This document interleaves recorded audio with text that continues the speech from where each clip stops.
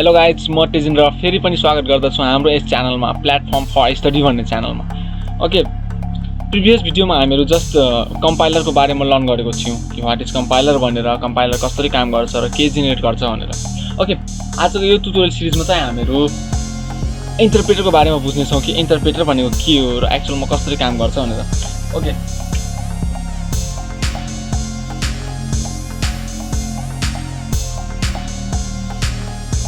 Interpreter, what is interpreter? हामीहरू हिजो अस्ति भनिरहेको छौँ, previous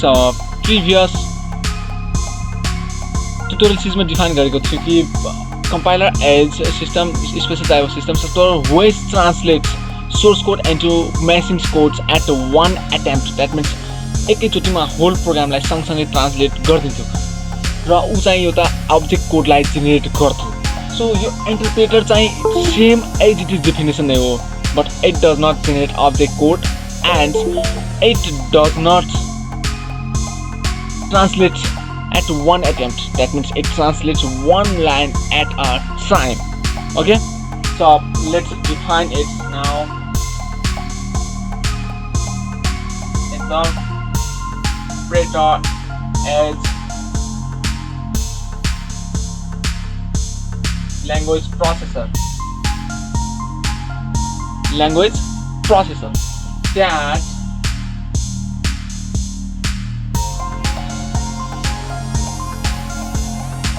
translates source code into machine code one line at a time, and it does not generate object code. Okay, एकदमै clear छ, एकदमै simple छ। Interpreter is language processor that translates source code into machine code one line at a time, and it does not generate object code. But through definitions we can differentiate between the compiler and interpreter.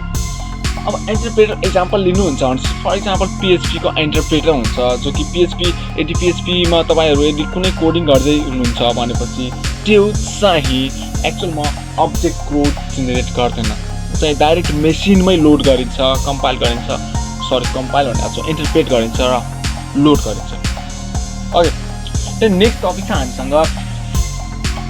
छ आजको हाम्रो differentiate between the compiler and interpreter.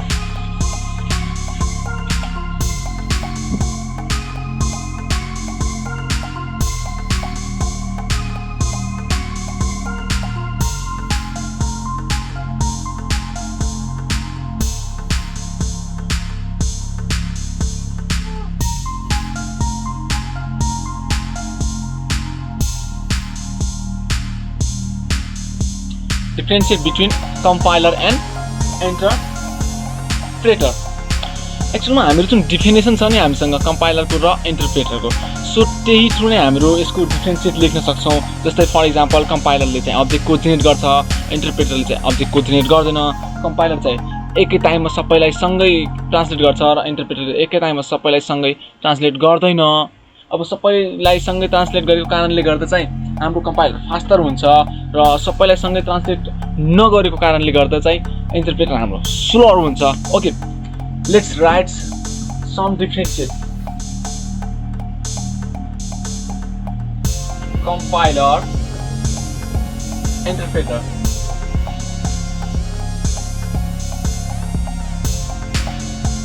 Okay, compiler and interpreter. फर्स्टमा it generates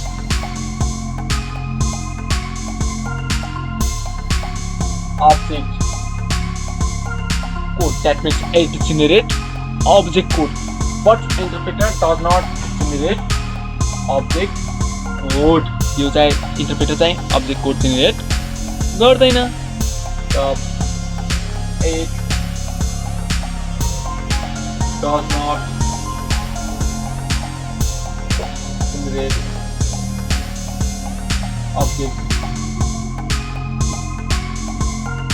object code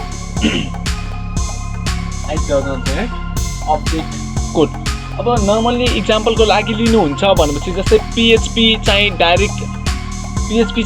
direct मेमोरीमा load हुन्छ interpret हुन्छ र मेसिनमा जान्छ machine level ल्याङ्ग्वेजमा but जस्तै जाभा हेर्नुहुन्छ या सी प्रोग्राम हेर्नुहुन्छ भने चाहिँ उनीहरू चाहिँ के हुन्छ जाभाकै कुरा गर्नुहुन्छ भने चाहिँ चाहिँ पहिला कम्पाइल हुन्छ र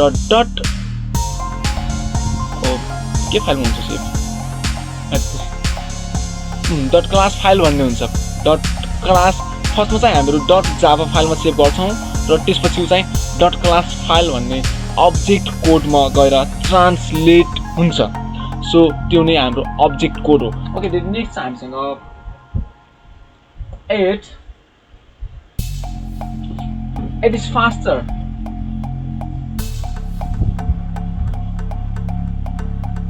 देन इन्टरप्रेटर यो चाहिँ फास्टर छ है इन्टरप्रेटर भन्दा अलिकति फास्टर हुन्छ किनभने यो चाहिँ सँगै सबै कोडलाई समातेर एकैचोटिमा ट्रान्सलेट गरिदिन्छ सो यो चाहिँ फास्टर छ ओके नेक्स्ट यो छ it is slower than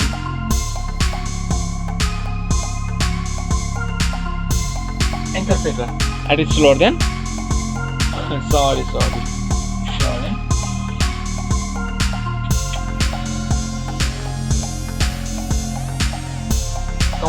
compiler भन्दा अलिकति स्लोअर हुन्छ नेक्स्ट हामीसँग थर्डमा हेर्न सक्नुहुन्छ कि यो चाहिँ के गर्छ एक एटेम्प्टमै सबैलाई एकैचोटिमा ट्रान्सलेट गरेर दिन्छ that means it translate at one attempt एकैचोटिमा सबै प्रोग्रामलाई सँगै समातेर झ्याप्पै ट्रान्सलेट गरेर दिन्छ कसले कम्पाइलरले सो नेक्स्ट हामीसँग यो चाहिँ एक line translate one line at a time यो चाहिँ it translate one line at a time एक लाइनलाई मात्रै ट्रान्सलेट गर्छ हाम्रो अर्को इन्टरप्रेटरले द्याट मिन्स अब हेर्न सक्नुहुन्छ कि यो त डिफरेन्स दुईटा डिफरेन्स तीनटा डिफरेन्स त यस्तै भइहाल्यो अर्को चाहिँ हामीसँग अर्को डिफरेन्स भनेको यो चाहिँ एरर डिबगिङमा हार्ड हुन्छ that means hard to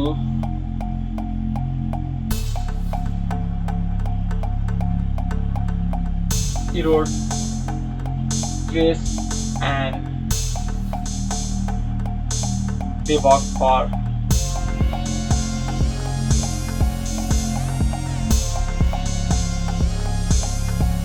hard to error trace and debug for प्रोग्रामरलाई error पत्ता लगाउन र errorलाई निर्मूल गर्न कठिनाइ हुन्छ यसमा चाहिँ सजिलो हुन्छ किनभने यसले चाहिँ attempt at one attempt एकैचोटिमा सबैलाई ट्रान्सलेट गर्छ सो सबैको सँगै एरर फाल्छ सो कुन एरर कुन फाइलको कुन लाइनमा गएर छ भन्ने समस्या नै हुन्छ अनि यसमा चाहिँ one line at a time भनेपछि एक लाइन पहिला ट्रान्सलेट गर्छ यदि त्यसमा एरर पायो भनेपछि उ एररलाई समातेर झ्याप्प युजर सामु फाल्छ द्याट मिन्स प्रोग्रामर सामु फाल्छ सो प्रोग्रामरलाई एकदमै सजिलो हुन्छ अनि कज अफ एरर पनि पठाउँछ कि के कारणले यो एरर आएको हो त सिन्ट्याक्स एरर आएको हो कि अरु कुनै कारणले गर्दा आएको हो सो त्यो एररको कज पनि फाल्ने गर्छ द्याट मिन्स एक लाइन पहिला ट्रान्सलेट गर्छ एरर आयो भनेपछि एरर फाल्छ यो चाहिँ सबैलाई सँगै ट्रान्सलेट गर्छ त्यसपछि एरर फाल्छ सो यसमा चाहिँ हार्ड हुन्छ यसमा चाहिँ easy to trace error and debug for programmers